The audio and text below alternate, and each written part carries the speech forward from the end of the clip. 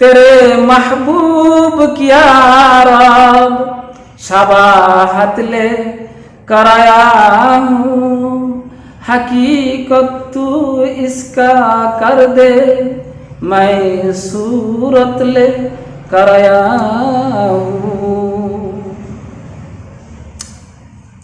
आहा, রাসূলুল্লাহ সাল্লাল্লাহু আলাইহি ওয়াসাল্লামের হাকিকত,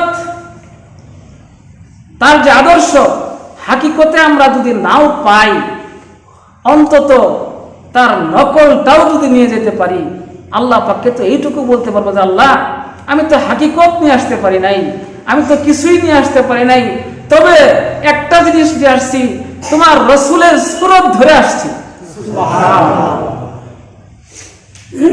এই উসিলা আমাকে মাফ করে দাও। আমি বুঝাইতে চাইতেছিলাম, কথা শেষ করে দিব ইনশাআল্লাহ।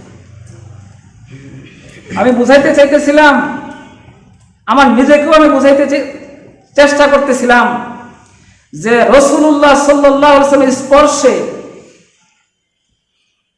পাহাড় নেচে উঠে, রাসূলুল্লাহ সাল্লাল্লাহু আলাইহি ওয়াসাল্লামের আঙ্গুলের ইশারাতে চন্দ্র দ্বিখণ্ডিত হয়ে সামনে এসে হাজির হয়ে নতজানু হয়ে বলতে থাকে, ইয়া রাসূলুল্লাহ, আমার আসতে দেরি হয়ে গেছে, মেহেরবানি করে খাতা কসুর মাফ করে দেন।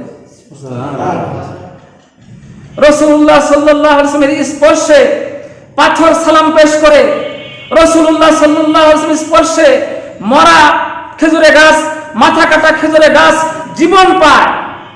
আমাদের মধ্যে যদি সুন্নতের অনুসারী হই, আমরা যদি সুন্নতকে মহব্বতের সাথে অনুসরণ করি, সুন্নতের ইত্তেবা যদি মহব্বতের সাথে অনুসরণ করি, তাহলে নিশ্চয়ই আমাদের মরাত্মা জীবন লাভ করবে।